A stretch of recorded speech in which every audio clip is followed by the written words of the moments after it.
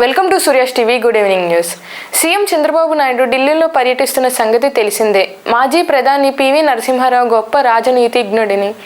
ఉమ్మడి ఏపీ అభివృద్ధిలో ఆయన పాత్ర ఎంతో ఉందని చెప్పారు. పివి నరసింహారావు గారు, I had a very good equation because we are all one state from Telugu state at that time. I had a very good equation with him. I know him very well. He was a great statesman and also visionary. The Telugu community is proud of him. He was a true Telugu Bidda who reshaped the destiny of our great nation. Born in a humble family, that too farming family, he showed brilliance from a young age. He was a student leader, a freedom fighter, a scholar fluent in 17 languages. Now we are all talking, why should we learn Hindi? Not only he learned Hindi, he has learned 17 languages. That is how he has become a great man. దేశానికి doctor KL రావు సేవలు ఆదర్శనీయమని నీటిపారుదల శాఖ మంత్రి నిమ్మల రామానాయుడు అన్నారు. ఏదైతే గంగా, మహానది, గోదావరి, కృష్ణ, కావేరి ఇట్లా ఒక నదుల అనుసంధానం అంటే ఒక గార్లెండింగ్ ఆఫ్ రివర్స్ మాదిరిగా మనం ఈ అనుసంధానం చేసినట్లయితే మరి భవిష్యత్తులో భారతదేశం ఒక అభివృద్ధి చెందినటువంటి దేశంగా మారుతుందనేటువంటి కేఎల్ రావు గారు ఇచ్చినటువంటి ఏదైతే ఆ స్ఫూర్తిని ఈరోజు నరేంద్ర మోడీ గారు కానీ చంద్రబాబు నాయుడు గారు కానీ కొనసాగిస్తున్నటువంటి పరిస్థితి.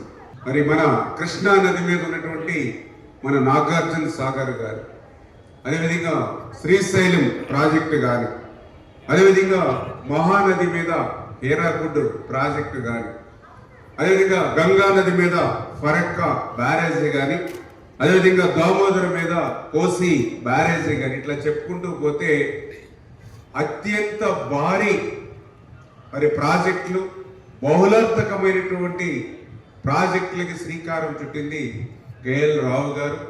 అటువంటి కేఎల్ రావు గారు మనవాడు, మన తెలుగువాడు అవడం మనందరికీ కూడా గర్వకారణమైనటువంటి విషయం కూడా ఈ సందర్భంగా తెలియజేసుకుంటూ, పోలవరం ప్రాజెక్టుని ప్రశ్నార్థకం చేసి పోలవరం ప్రాజెక్టుని ఇంకా భవిష్యత్తులో చూడలేమేమో, తెలుగు ప్రజలు పోలవరాన్ని మర్చిపోవడమేమో అనేటువంటి పరిస్థితికి గత ప్రభుత్వం నెట్టేసినటువంటి స్థితిలో కూటమి ప్రభుత్వం తక్షణమే స్మార్ట్ మీటర్లను రద్దు చేయాలని సిపిఎం సెంట్రల్ సిటీ కార్యదర్శి దుర్గారావు డిమాండ్ చేశారు.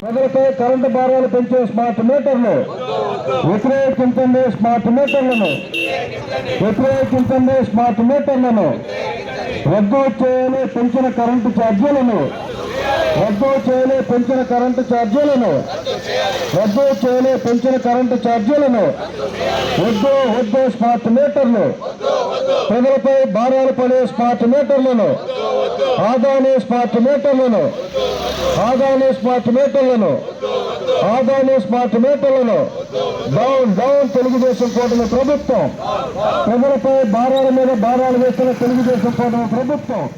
వైసీపీపై టీడీపీ ఎమ్మెల్సీ అనురాధ తీవ్ర స్థాయిలో మండిపడ్డారు. రాష్ట్రంలో జరిగే అభివృద్ధిని, సంక్షేమాన్ని ఎవరికి రికార్డ్ అవ్వకుండా ఉండటం కోసం ఊళ్ళు పట్టుకు తిరుగుతావా నువ్వు? ఊళ్ళు పట్టు తిరగటమే కాకుండా విధ్వంసాన్ని సృష్టించడానికి నీ కార్యకర్తలు సైతం అందరినీ రెచ్చగొట్టి ప్రజల్ని భయభ్రాంతులు చేసే ప్రయత్నం చేస్తావా? ఆ వీడియోలన్నీ ఈ రోజు ప్రజలకి తెలిసేలాగా ఆ వీడియోని కూడా ఈ రోజు నేను డిస్ప్లే చేయబోతున్నా. బీసీల గురించి మాట్లాడే హక్కు అసలు వైసీపీ పార్టీకి ఉందా? గౌడ కులానికి సంబంధించిన మహిళని లోకేష్ గారే అల్లరి చేయమన్నారని చెప్పి స్టేట్ మొత్తం మనం ప్రచారం చెయ్యాలి అని చెప్పి సలహాలు ఇచ్చే నువ్వు ఆనాడు నీ ప్రభుత్వంలో, జగన్మోహన్ రెడ్డి ప్రభుత్వంలో అమర్నాథ్ గౌడ్ ని ఏ రకంగా పెట్రోల్ పోసి తగలపెట్టారన్న విషయం వైసీపీ వైసీపీకి గుర్తు లేదేమో గాని ఈ రాష్ట్ర ప్రజలకి, ముఖ్యంగా బీసీలకి, ముఖ్యంగా గౌడ కులస్తులకి ఆ విషయం తెలుసు అని చెప్పి నేను గుర్తు చేస్తా ఉన్నా. ఏం చేశారు ఆ రోజు? అమర్నాథ్ గౌడ్ ని నా అక్కని ఏడిపించొద్దు, ర్యాగింగ్ చెయ్యొద్దు అని చెప్పి సొంత తమ్ముడైన అమర్నాథ్ గౌడ్ అడిగాడని వైసీపీ కుర్రకారు సన్నాసుల్ని మాట్లాడాడని చెప్పి తెల్లవారుజామున ట్యూషన్ కి వెళ్తుంటే నోట్లో గుడ్డలు కుక్కి ఆ పిల్లోడి మీద పెట్రోల్ పోసి మీరు పిల్లోడిని చంపితే ఆ కుటుంబానికి ఈ రోజు ఉద్యోగం ఇచ్చిన ప్రభుత్వం, ఉద్యోగం ఇచ్చిన నాయకుడు ముఖ్యమంత్రి గారు నారా చంద్రబాబు నాయుడు గారు. అలాగే గౌడ కులస్తురాలైన గౌతు లచ్చన్న గారి మనమరాలు గౌతు శిరీషాని అక్రమ కేసులు బనాయించి తప్పుడు కేసులు కట్టడమే కాకుండా అక్రమ సంబంధాలు కూడా అంటగట్టి నైతికంగా గౌతు శిరీష గారిని ఏ రకంగా మీరు చేశారనే విషయం మొత్తం రాష్ట్ర ప్రజలకి, గౌడ కులస్తులకి అందరికీ తెలుసని ఈ సందర్భంగా నేను తెలియజేస్తాను. అంతేకాదు ఇతర బీసీ కులస్తుల్ని 300 మంది పైగా హత్యలు చేశారు, దుర్భాషలు ఆడారు, ఇష్టం వచ్చినట్టు నన్నే 4 తెగ్గొస్తామని చెప్పి బహిరంగంగా మాట్లాడాడు మీ వైసీపీ ప్రభుత్వంలో ఒక సన్నాసి. లోకల్ బాడీస్ లో బీసీలు లీడర్లు అవ్వకూడదని చెప్పి చంద్రబాబు నాయుడు గారు ప్రవేశపెట్టిన 34% రిజర్వేషన్ ని తగ్గించేసి 16,800 మందిని బీసీ లీడర్లుగా ఎదగకుండా చేసిన నాయకుడు జగన్మోహన్ రెడ్డి. మీకు అసలు ఈ రోజు బీసీల గురించి మాట్లాడే అర్హత ఎక్కడుంది? ఏ రాజారెడ్డి రాజ్యాంగంలో ఉందో చెప్పండి. బీసీల పార్టీ అంటేనే తెలుగుదేశం పార్టీ, తెలుగుదేశం పార్టీ అంటేనే బీసీల పార్టీ. తెలుగుదేశం పార్టీ యొక్క పేటెంట్ రైట్ అది బీసీలకే దక్కింది. ఈ రోజు బీసీ మహిళ గురించి మనం మాట్లాడి ఇష్టం వచ్చినట్టుగా చేద్దాము అని చెప్పి మీరు రాజకీయం చేద్దాము అనుకుంటే ఇక్కడ ఎవ్వరు ఊరుకోరు అని చెప్పి ఈ సందర్భంగా నేను తెలియజేస్తాను.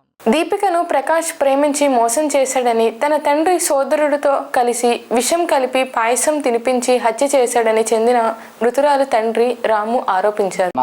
నాకు జరిగిన అన్యాయం ఏ తండ్రికి జరగకూడదు సార్. నా బిడ్డ హేమదీపిక సార్ గత నెల 5వ తేదీ చనిపోయింది సార్.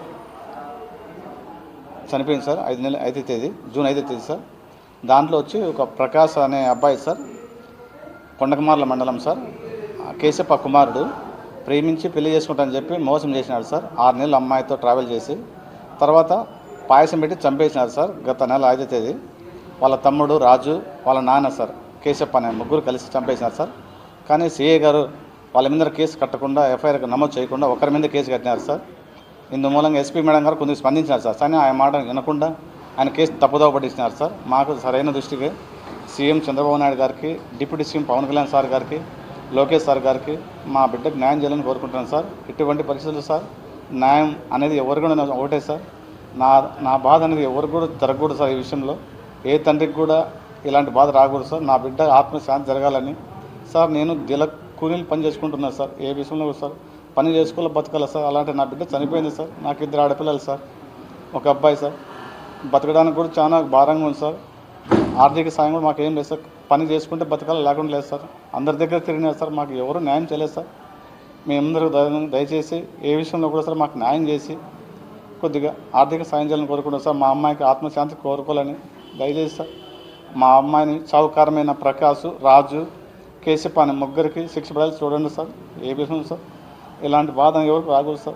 దయచేసి సార్ చూడు సార్. ఇతను అబ్బాయి సార్, ప్రకాష్ అనే అబ్బాయి సార్. ఇతను సార్ చూడు సార్, మ్యారేజ్ చేసి తర్వాత చనిపోయిన తర్వాత కూడా వచ్చినారు సార్ ఈ అబ్బాయి సార్, రాజు అనే అబ్బాయి సార్. ఈ అబ్బాయి మా అమ్మాయి చనిపోయిందే లేదని తెలుసుకోవడానికి వచ్చినారు సార్ ఈ అబ్బాయి సార్, బెంగళూరు నుంచి సార్. ప్లీజ్ సార్ ఇలాంటి వాళ్ళు సొసైటీలో ఉండకూడదు సార్. డిప్యూటీ సీఎం గారు చాలా హెల్ప్ చేస్తారు సార్. మీ అభిమాని సార్. నేను జనసేన కార్యకర్తను సార్. మీ ఐడెంటిటీ కార్డు అన్నీ ఉన్నాయి సార్ నాకు. ఏ విషయంలో కూడా సార్ మన డిప్యూటీ సీఎం గారు పవన్ కళ్యాణ్ సార్ నాకు ఆదుకోవాలని, హెల్ప్ చేయాలని కోరుకుంటారు సార్. న్యాయం చేయాలని సార్. ఏ విషయంలో చూడు సార్ మంచిగా హెల్ప్ చేయాలని సార్. Please sir. ఈ వార్తలు ఇంతటితో సమాప్తం.